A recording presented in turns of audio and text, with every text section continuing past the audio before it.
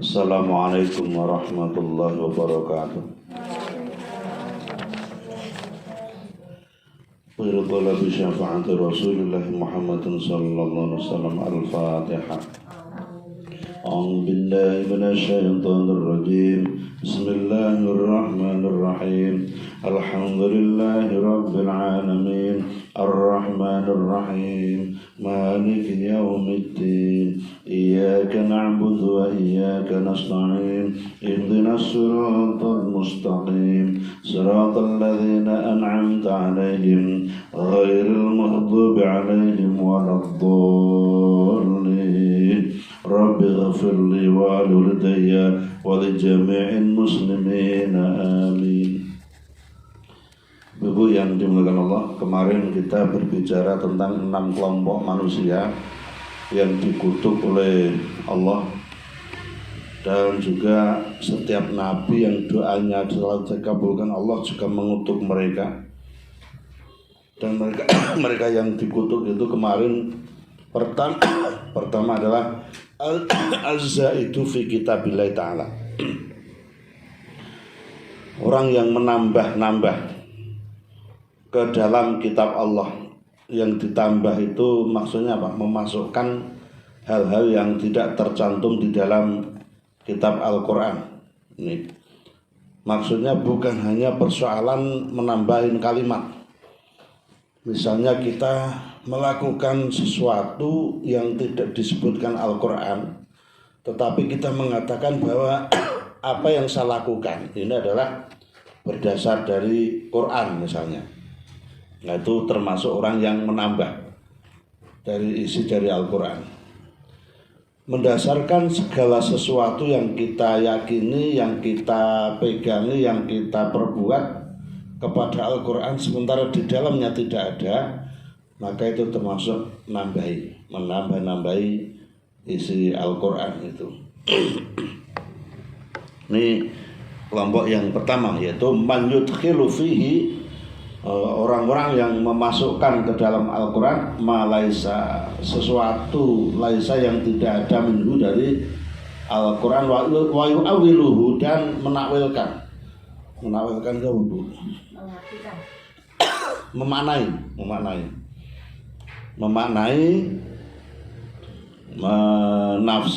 menafsir ulang, tetapi tafsirnya maknanya itu bima la yasihu, dengan sesuatu yang tidak sah.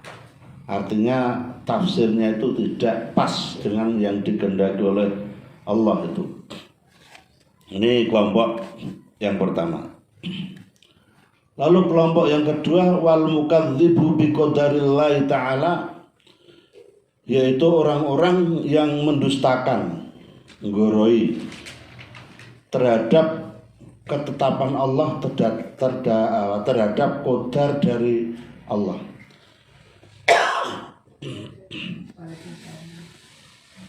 Wa huwa ta'alluqul iradah. Yang dimaksud orang yang mendustakan kina paling penak jan Jawa Bu. Wong sing ngorohake. Tapi ngorohake ya apa? Artinya tidak meyakini lah. Tidak meyakini, mendustakan, tidak percaya dengan ketetapan Allah.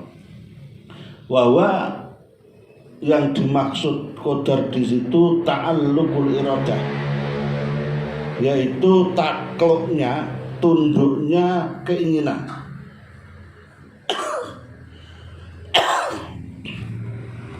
Tunduknya keinginan az-zatiyati, yang sebangsa zat, bil asyai, dengan segala sesuatu, fi auqatiha, di dalam waktu-waktunya, al-khosoh, yang khusus, fata'liku kulli halin, fata'liku, dan ketundukan, tunduknya pemahaman orang itu terhadap qadar, kulli halin, dalam setiap keadaan. Sing tak terang kita mananane sithik sing min ahwalil a'yan, dari berbagai keadaan yang terjadi al-a'yan, yang apa? Nyoto, Jadi yang itu iso dilihat, iso dirasakan. Bizamanin pada masanya, muayyanun yang itu bisa dinyatakan, wasababin dan sebab, muayyinun yang dinyatakan itu sebab yang menyebabkan keadaan yang menimpa orang tersebut, di mana dia keyakinannya itu tidak sepenuhnya berasal dari Allah. Ini contohnya oke. Ibaratun anil qadar itu adalah ibarat atau perumpamaan dari qadar. Jadi penjelasannya kadang kita itu mengalami urip, mengalami nasib dan sebagainya. Itu keyakinan awake dhewe tidak sepenuhnya yakin bahwa itu berasal dari Allah. Contoh ucapan yang sering kita dengar ini. Wong kuwi nak ora ubah ora mamah. Ora nyambut kira bakal entuk rezeki. Ini termasuk pernyataan seperti itu. Kalau itu keyakinan dari hati itu salah. Karena konsepnya yarzuqu may yasha. Allah itu memberikan rezeki kepada siapapun yang dikehendaki. Dan itu tiada syarat, tiada sebab. Makanya dalam persoalan kerja dan hasil itu kan kita cuma diperintahkan hariku fa innal harakati barokah. Yang penting kamu gerak, badanmu digerakkan untuk nyambut gawe, karena di dalam gerakan itu ada keberkahan. Kadang yang mendatangkan hasil bukan geraknya, tapi keberkahannya. Kemudian terkait hasil yaitu urusannya Gusti Allah. Bahkan doa itu pun ojo dijaga ke hasilnya. Inti dari doa itu apa kira-kira? Memohon. Ngopo kok memohon? Intinya bukan memohon, tapi kenapa memohon? Oh iya, mengharap sesuatu. Jadi engko nak pemberian tidak pas karo permohonan itu ya. Rada gelo. Kita meminta kepada seseorang karena kita punya anggapan bahwa orang itu lebih bisa, lebih mampu dari kita. Artinya kita berada di bawahnya. Sehingga ketika kita meminta pada seseorang, orang itu bilang, "Isku njaluk iki engko tak kei engko kowe ngene-ngene ya." Maka kita mengikuti. Ini logika. Gitu enggak kira-kira? Nah, ora kuwi ketoke apa nyoto?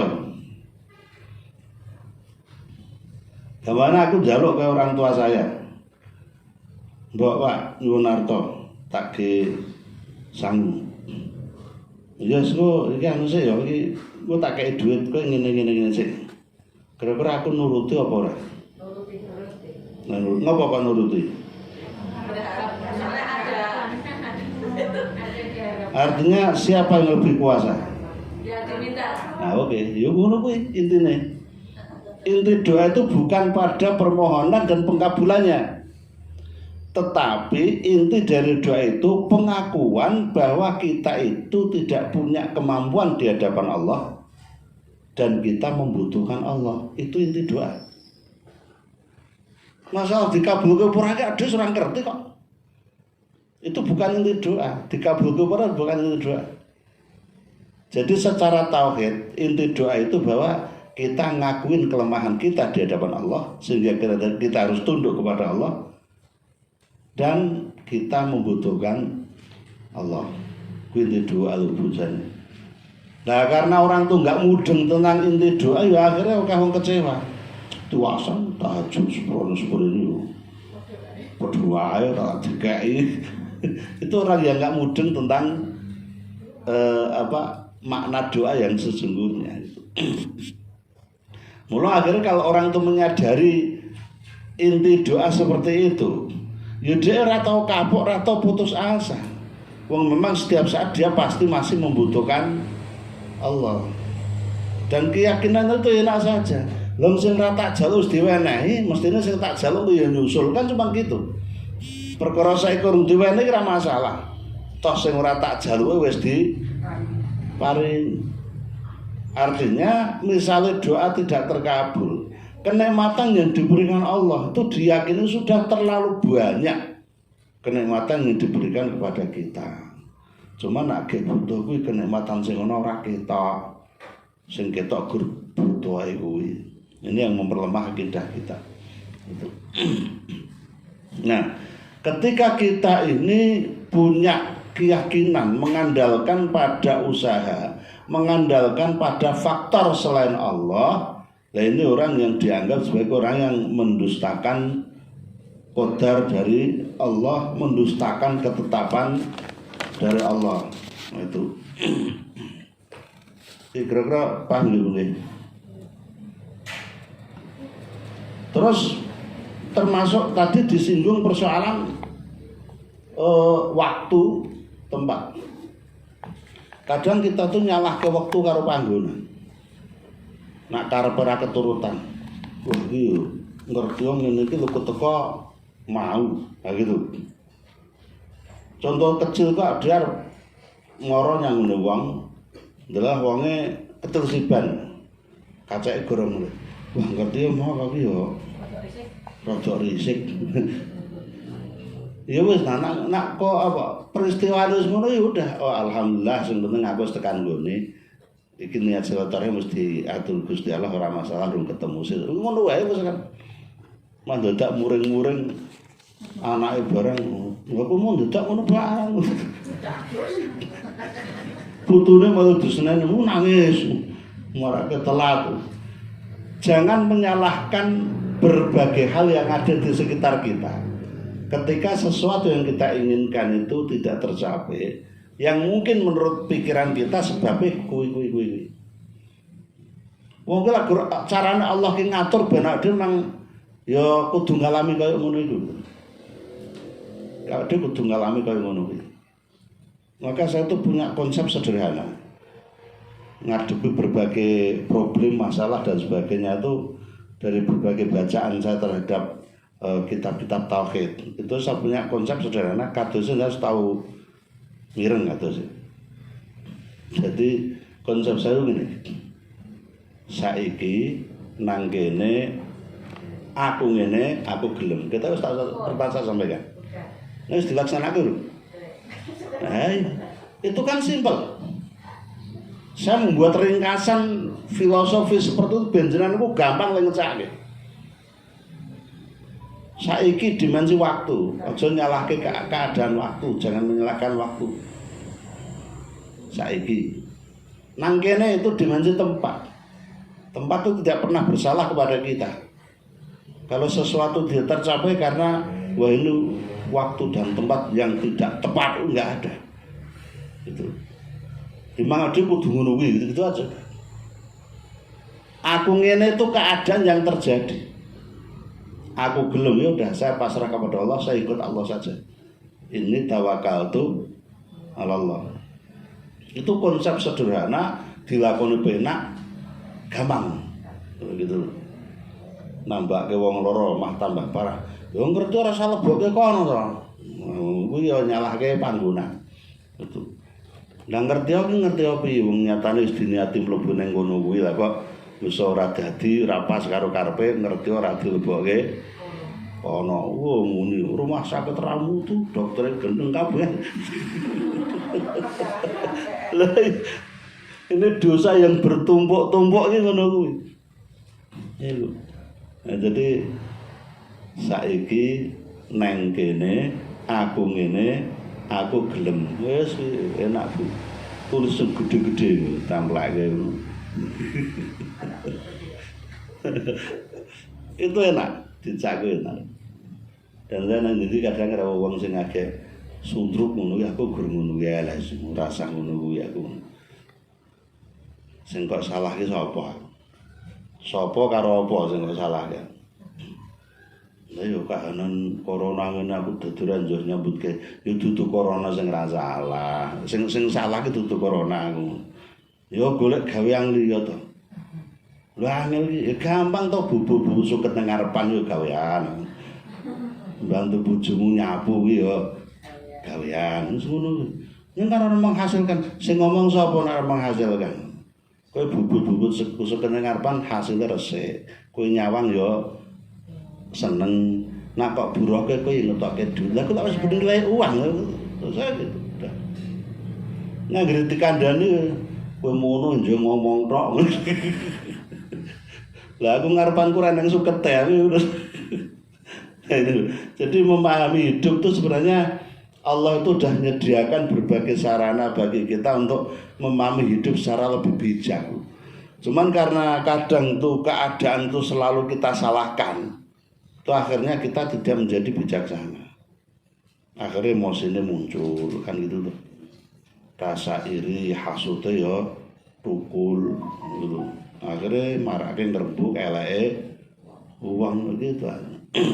Maka di sini orang-orang yang mendustakan ketetapan Allah yang terjadi pada kita ini berbahaya. Jadi kenyataan yang terjadi itu selalu harus kita sandarkan kepada Allah. Nah cara rukun iman yo yu'minuna bil qadari khairihi wa syarrihi minallahi ta'ala. Selalu beriman kepada ketetapan Allah, entah itu baik entah buruk, itu berasal dari Allah.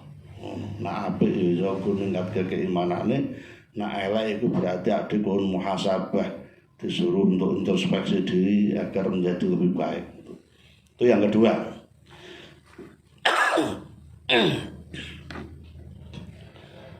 Wal mutasal itu lan wong sing ngrayah ki apa?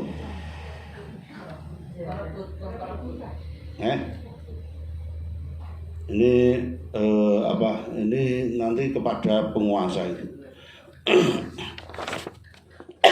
Bil jabaruti kelawan sombong, kelawan memaksa.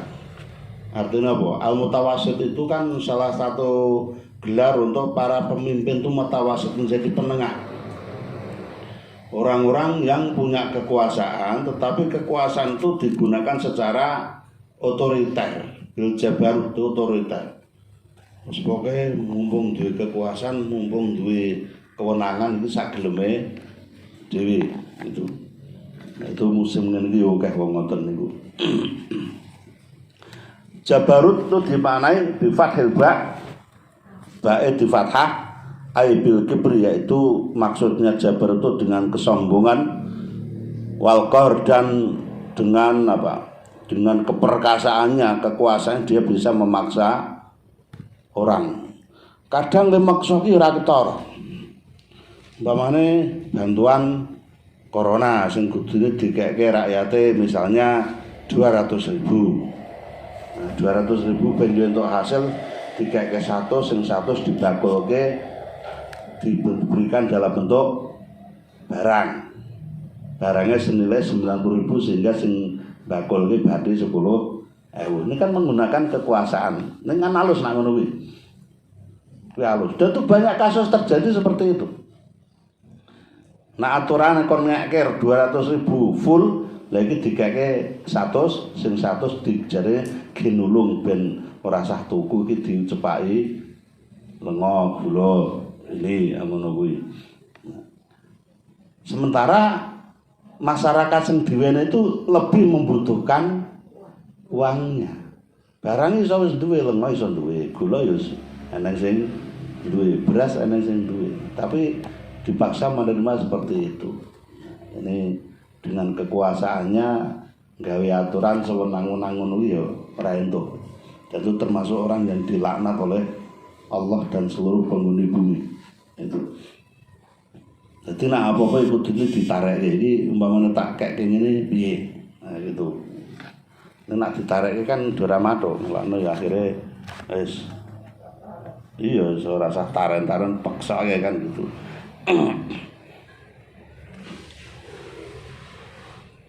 Fayu'izu, maka orang yang berkuasa tadi dengan sifatnya yang otoriter tadi itu akhirnya memuliakan orang lain bidzalika dengan kekuasaan terhitung man adzallallah, dia memuliakan orang-orang yang direndahkan oleh Allah Ta'ala.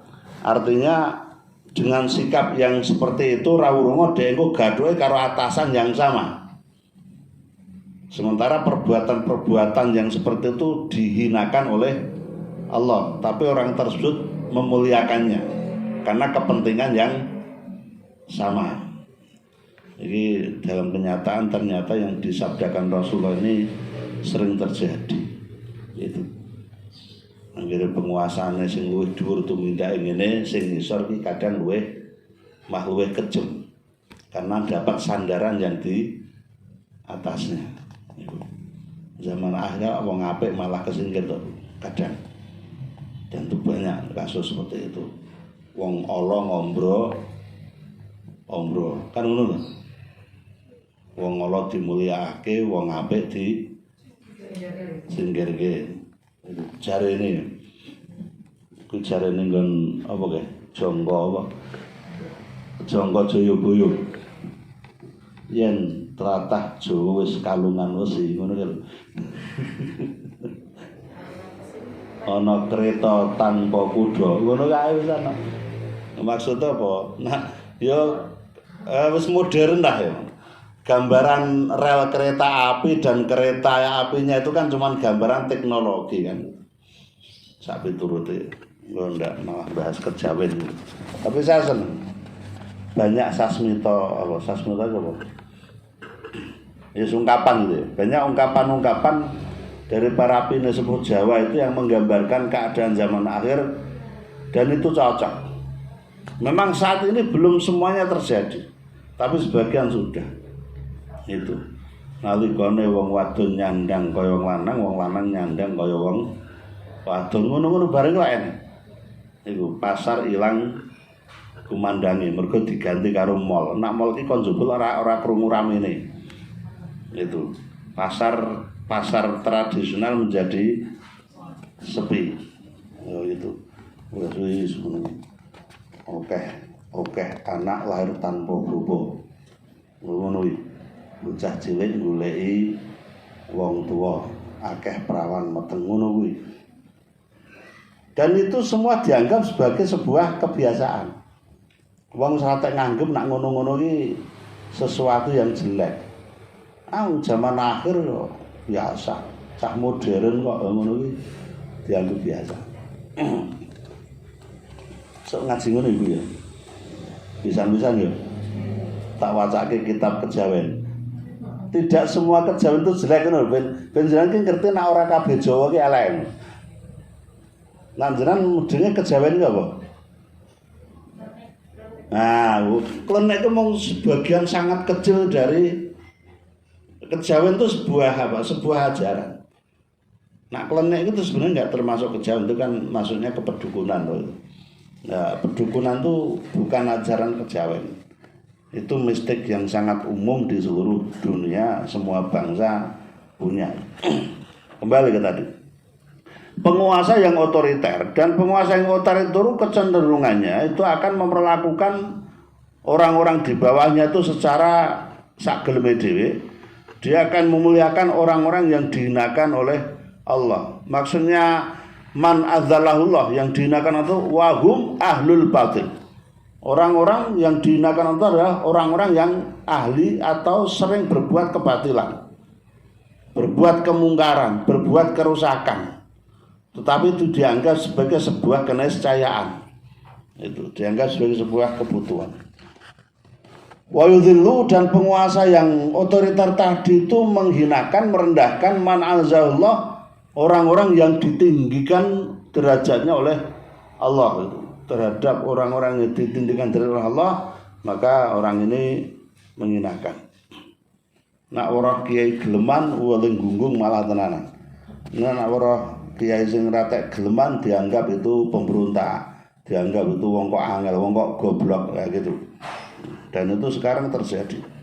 Nah, ana ulama sing dekat dengan penguasa, kira-kira ulama yang jalukan wae nek apa-apa gelem ngono iki mah digunggung. Iki kiai pinter ki ngene iki. Begitu.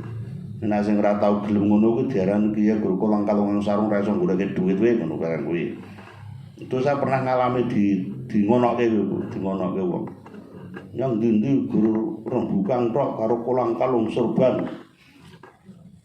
Dan itu kiai yang digitukan banyak. Aku langsung gebrak meja, aku ngomong kali para kiai. Sinten sing sing wantun mangsuli aku. Itu rawani.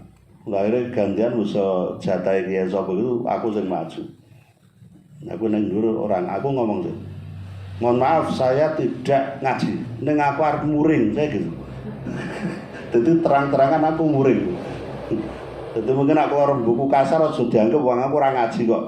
Tanda aku ora ngaji ini sorban baju tak copot saya gitu. Itu sorban tak salah lagi baju tak copot. Aku muring-muring niku. Itu kejadian wis 2 tahunan yang lalu. Itu. Ya do nesune ya. Nesu arep ngopo to kula luar dipecat-pecat dadi opo ya ora tau PSK. Dipindah kok ngendi wong kene ganti KTP biasa dipindah tugas ora iso to. Jadi saya itu leku mental ngono, saya itu bukan siapa-siapa sehingga marah iso dikapak-kapake. Itu dipan pindah wong lemah wong mah yen pedhut. Itu lho. Jadi penak wae. Ora dibantu ya pancen ya ora arang-arang untuk bantuane. Gusti Allah ya wis kuwasa rezekine ya maha luas kan gitu. Jadi keyakinan kepada Allah harus kita tanamkan sejak awal biar kita tuh menjadi orang yang merdeka, menjadi orang yang kepenak nanggapi kebenaran dan berani menegakkan kebenaran kepada siapapun. Tanpa kemerdekaan itu nggak akan berani. Yes. Wa yudzillu man azallah. Penguasa yang otoriter itu cenderung untuk merendahkan orang-orang yang dimuliakan Allah. Orang-orang yang dimuliakan Allah siapa? Wahum ahlul haq. Mereka adalah orang-orang yang ahli kebenaran, orang-orang yang menegakkan kebenaran, orang-orang yang menyerukan kebenaran, memperjuangkan kebenaran agama. Nah gitu. Nah itu termasuk orang yang dilaknat oleh Allah. Qauluhu juga dinyatakan di dalam kalimat lain, fa'izu bil fa'izu. Jadi fa'izu maka faya'izu maka memuliakan bil fa dengan huruf fa atof itu atof lagi ini nahwu tafsirin itu sebagai penafsiran wafi nuskhotin lan ing dalem siji nuskhoh naskah ya rasa dibahas ini nahwu sorofe gramatikane ngono kuwi jenengan kan ya diterangkan ngono kuwi ya ora. Itu kelompok yang ke berapa tadi? Ketiga. Yang keempat, orang yang dilaknat Allah, dilaknat oleh para nabi-nabi yang doanya dijawab Allah dan dilaknat oleh seluruh makhluk di muka bumi. Wal mustahilu lan wong kang amrih halal. Orang-orang yang menganggap halal, mereka yang menghalalkan li haramillah terhadap sesuatu yang diharamkan oleh Allah, menghalalkan hal yang diharamkan Allah itu juga mendapatkan laknat dari Allah Subhanahu wa taala. Bi fathil ha'i dengan fathah pada huruf haknya, warra dan huruf ra, harama, haram. Ai haramin Makkah. Ya, tegasnya apa? Tanah harame Mekah. Wahwa utawi mustahil wong sing nganggep halal manfaala iku wong kang lakoni fil haram ing tanah haram ma yahrumu apa wae sing diharamake fi'luhu tumindak ana ing Mekah iki. Ini penafsiran sempit. Jadi penafsiran sempitnya begini. Orang-orang yang melakukan sesuatu yang diharamkan di tanah suci ini dilaknat oleh Allah. Nanti kalau diturunkan ke bawah, orang-orang yang melakukan kemakruhan di tempat suci ini menjadi haram. Makruh dilakukan di tempat suci ini menjadi haram. Karena makruh itu, terutama makruh tanzih, itu sesuatu yang mendekati haram. Di tempat kita contohnya wong do udut nang jero masjid. Masjid itu tempat suci. Rokok itu makruh, kesepakatan ulama. Makruh dilakukan di tempat suci, makin menjadi haram. Maka pemerintah Arab Saudi itu menyatakan haram, rokok itu haram, bukan makruh. Kenapa? Tempat suci kok. Di tanah suci Makkah, tanah suci Madinah, ini tempat suci. Jadi bukan rokoknya yang diharamkan, tetapi merokoknya di tanah suci. Lah wong Indonesia salah tombo. Pemerintah Arab Saudi betong rokok kok diharamkan. Yang diharamkan itu merokoknya. Begitu. Wong Indonesia yo ngengkel-ngengkel gitu yo. Kadang yo nak kula nerang ngono, kiai-kiai. Ya kiai iki nak urung maca Risalatul Qahwah wa Dukhan iki ya kira-kira ora tak ngerti hukum rokok ning tanah suci. Karena itu kita parang-arang sing bahas seperti itu. Nah, Mbah Yai Syekh Ihsan Jampes niku membuat kitab Risalatul Qahwah wa Dukhan. Tulisan tentang kopi dan rokok. Qahwah itu kopi. Dukhan itu asap, itu rokok maksudnya. Di sana dijelaskan bahwa secara umum para ulama memang menyatakan rokok cuman makruh. Tetapi sesuatu yang makruh kok di tempat suci maka itu menjadi haram. Sunnah dilakukan di tempat yang khobais, yang kotor, maka itu juga haram. Itu contohnya sholat sunnah nang jero WC itu menjadi haram. Itu kalau di tempat yang lain bisa menjadi mubah. Tapi dilakukan di tempat seperti itu maka itu menjadi haram. Makanya menyebut nama Allah secara sengaja dengan lisan di WC itu tidak diperbolehkan. Gitu. Karena apa yang menjadi haram nak sengaja. Ning delala wis kebiasaan nak wain terus alhamdulillah kok delala ning WC wain itu alhamdulillah ora apa-apa. Karena tanpa sengaja dan dia tetap mendapatkan pahala zikir kepada Allah. Gitu. Nak kelingan. Nah wis kulino kan ora iso batin. Kalau dibatin boleh. Ya boleh. Boleh saja dibatin. Wong jenengan ngaji Quran dibatin nang jero WC ki entuk ae kok. Asal ora nggawa Qurane lho. Apalan kok. Wah batine bismillahirrahmanirrahim Allah la ilaha illallah boleh saja. Nah, nak dilisankan dilakukan di situ baru tidak boleh. Ya, gitu. Nah.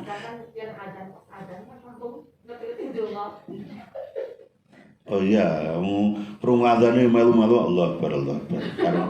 Karena Allah Akbar. Wis pakulinan masalahnya, wis pakulin. Nak kelingan ya harus segera berhenti. Nah, gitu.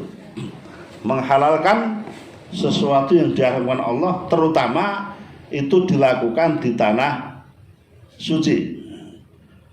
Wal mustahilu lan utawi wong kang ngalalake min itrati saking turune ingsun ay dzurriyyati keturunan Kanjeng Nabi wa qarabati lan kerabat-kerabat ingsun ma haramallah dengan apa yang diharamkan oleh Allah. Ini maksudnya kaitannya dengan sedekah. Jadi keturunan Nabi itu tidak boleh menerima sedekah.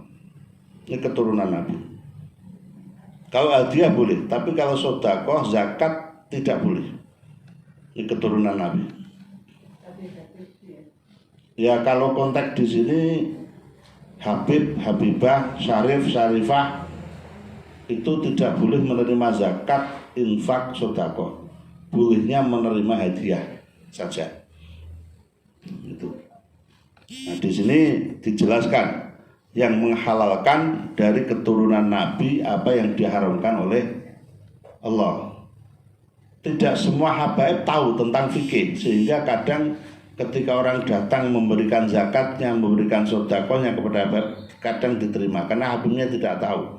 Nah kalau kita tahu jangan seperti itu, berikan aja hadiah, tidak masalah untuk memuliakan keturunan beliau. Wahwa utawi wong sing mustahil, wong sing ngalalake manfaala iku wong kang nglakoni sapa man fi dzurriyyati ing dalem keturunan tedake Rasulullah saking Rasulullah Muhammad sallallahu alaihi wasallam yahrumu apa wae yang sing diharamake filu nindakake apa man kelawan para keturunan Nabi minal ma'asi saking pira-pira kemaksiatan wal madzalim dan lan pira-pira kedzaliman. Jadi gini, pertama kaitannya dengan sedekah, zakat, infak. Yang kedua, kadang wong awam kuwi nak ndelok keturunan Nabi melakukan sesuatu sing salah. Wong awam kuwi memaklumi saja. Oh ngono-ngono kan keturunan Nabi dadi ra apa-apa lah gitu loh. Ini tidak boleh. Walaupun keturunan Nabi nak dhewe maksiat, dia tetap berdosa. Sing maksum itu Rasulullah yang dijaga oleh Allah keselamatannya tidak berbuat maksiat itu cuma Rasulullah. Nah keturunannya tidak ada jaminan. Sehingga ketika kita bertemu para habaib kok dia nglakoni sesuatu yang salah, kita wajib ngelingke. Ora kena meneng ora kena. Jeneng roh kiai kok kleru, ya elekno. Aja mung kok rembug, elingno. Kiai itu bisa juga berbuat salah. Gitu. Walaupun dia ulama besar, kok nglakon maksiat, tetap berdosa. Ora kok terus kok kiai ngono pinter tobat, ora tek masalah, itu tetap masalah. Itu. Jadi tidak ada keistimewaan di dalam syarat Allah untuk siapapun, hukumnya sama saja. Niku jenengan kok sumerep ngoten niku ya jenengan kudu wani ngelekke. Kezaliman. Ya kezaliman itu kan juga kadang banyak terjadi lah.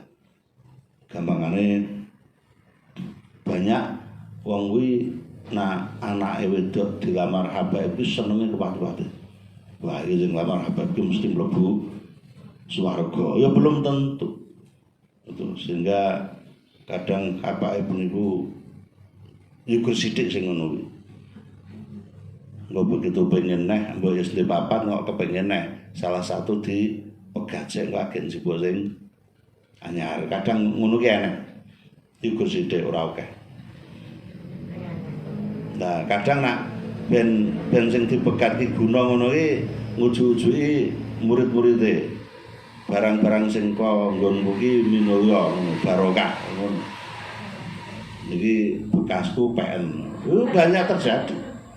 Kasus seperti itu banyak terjadi. Orang sahabat kadang yo ono kiai ngono yo ada.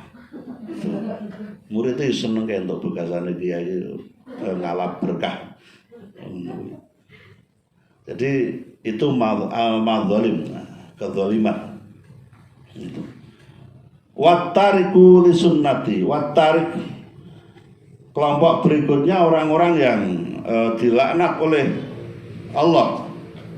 Itu adalah wattariku wong-wong kang padha tinggal li sunnati marang sunahe Kanjeng Nabi. Berpaling dari sunnah Nabi, ini kelompok yang keenam. Kelima ini perbuatan terlarang terhadap keturunan Nabi. Guraku lali ora kondo kelima ngono yo dihitung dhewe. Keturunan orang yang tidak keturunan Nabi tadi yang tidak boleh. Iya, itu yang kelima. Itu. Yang keenam yang dilaknat oleh Allah dan para nabi adalah wattariku orang-orang yang meninggalkan li sunnati terhadap sunnahku, sunnah Nabi.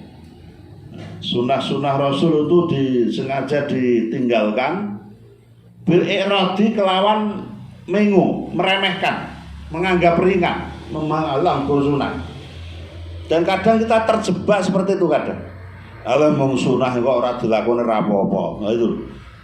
Ketika kita sudah punya ungkapan seperti itu, maka kita sudah dianggap meremehkan sunnah Rasulullah. Nah orang nglakoni ra apa-apa ning meneng wae. Nah agar nglakoni pancen wis abot mendek wis tak ora nglakoni sik ngono wae. Tapi kan kadang kita enggak. Begitu ketemu kanca ngono kuwi, wah aku mau ora tahajud. Nah, wong e gendem orang padha ora tahajud ya. Ya nggur sunah ora apa-apa. Ya itu. Ini meremehkan. Itu. Membicarakan menyampaikan itu dengan lisan sudah termasuk meremehkan. Lah kadang ngono iki kadang ada ya karo guyu-guyu kaya gitu. Ya nggur tahajud ngono ora gelem ora apa-apa nggur sunah. Lho, muni gur sunah ngono iki bahaya lho. Ini meremehkan. Dadi nek urung nglakoni ya ora apa-apa urung nglakoni ning aja ngomong dengan ringan seperti itu. Jika perlu, wah ya aku urung nglakoni muga-muga Gusti Allah paring kekuatan aku yo nglakoni. Wis ngono wae. Ki patut-patut yo, aku jane yo pengen gawe iki patut-patut. Aku jane pengen ning urung iso muga-muga sesuk-sesuk iso. Dan banyak di antara kita itu yang sering mengatakan mung sunah ki ra apa-apa ora dilakoni. Ini bahaya. Kalau aku yo ngopo-ngopo nambah pahala, nambah keberkahan. Kok diarani ra apa-apa ki kepriye? Gitu. Nek urung iso nglakoni meneng wae. Wong saya kadang itu nak selak kesusu ya salat sunah ngene kadang tak tinggal kok. Ini kalau rasa dadak alah gur sunah dek kalau penting enggak usah banding-banding gitu. Jangan banding, wis diam sajalah. Kalau perlu dalam hati minta maaf kepada Rasulullah, ya Rasul nyuwun pangapunten niki dereng saking nglampahi sunah panjenengan. Itu lebih baik. Itu. Jadi yo etikane njaluk ngapura bareng. Watarikul sunnati orang yang meninggalkan sunnah Rasul bil iradi dengan mengong remehake anha dari sunnah itu istighfafan karena krono gampangake nganggep enteng itu ngentengake fa innallaha ta'ala maka sesungguhnya Allah Ta'ala itu layang zuru tidak melihat ilaihim kepada orang banyak yaumul kiamati pada hari kiamat nadhara rahmah dengan pandangan yang penuh kasih sayang. Jadi orang-orang yang dilaknat oleh Allah, dilaknat Rasulullah, dilaknat para nabi tadi, besok pada hari kiamat tidak akan dipandang dengan kasih sayang oleh Allah, artinya tidak akan merasakan nikmatnya surga. Gitu. Allah serang anggap itu. Nah ini dari sekian banyak itu nak cara dhewe kita nak penguasa zalim kita dhewe ra dadi kuwi lah itu. Itu. Arab dadi apa bos zalim yo kita yo ora iso wong yo apa skalanya tidak terlalu besar. Yang penting ngene lho. Kemarin yang pedus tak bahas. Nak dadi bos kuwi sing penting wayahe salat ki gawe aturan. Waktu salat berhenti dulu kerja. Durasi istirahat 1 jam itu perlu. Jenengan ora kudu bedak dina dadakan, ayo kowe salat, enggak perlu. Buat aja aturan. Waktu istirahat adalah waktu masuk zuhur, loh gitu. Tidak harus jam 12. Waktu zuhur istirahat. Maka nanti nenggon kantor jenengan yo dikasih waktu jadwal salat. Dan karyawannya do ngerti.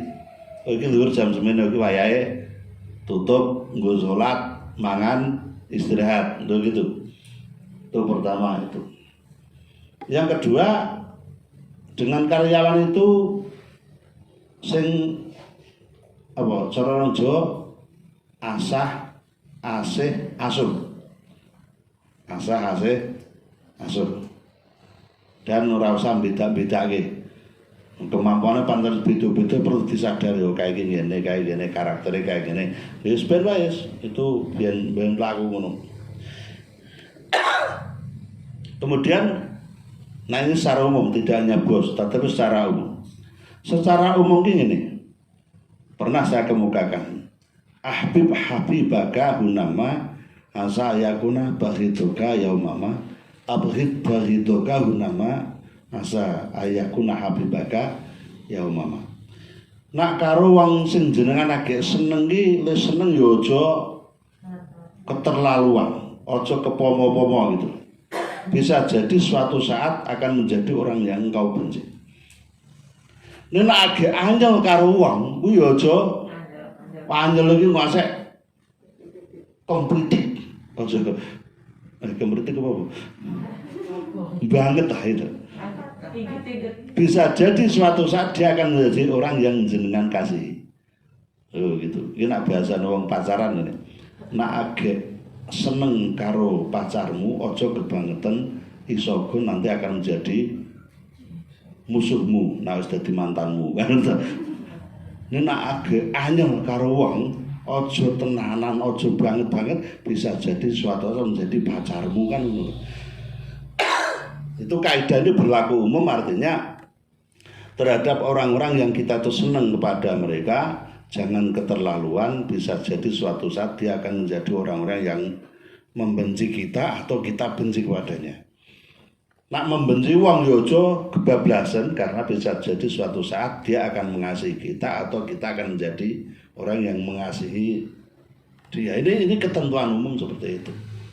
Nah, kembali ke 6 kelompok tadi. Di antara 6 kelompok itu kalau kita itu kaduse ngaten. Nak ndustake takdir Allah secara langsung kayaknya enggak sih. Tapi nak secara tidak langsung mungkin ya. Ya tadi lebih mempercayai usaha, lebih mempercayai sebab dan sebagainya. Tetapi yang paling bahaya yang terakhir ini, meninggalkan sunnah dengan perasaan ringan. Itu yang sering terjadi pada diri kita seperti itu. Maka nak pas orang kelakoni sunnah nggih monggo mawon ning aja ngentengke dan jangan berbicara tentang meninggalkan sunnah dengan hati yang gembira, jangan. Terus alah ora apa-apa, jangan. Itu tetap ndadekake ngopo gitu. Oke, itu 6 kelompok orang yang dilaknat oleh Allah dan para nabi serta makhluk-makhluk mulia di bumi dan langit. Wonten kelepatan ngapunten. Akhirul kalam wa minkum. Wassalamualaikum warahmatullahi wabarakatuh.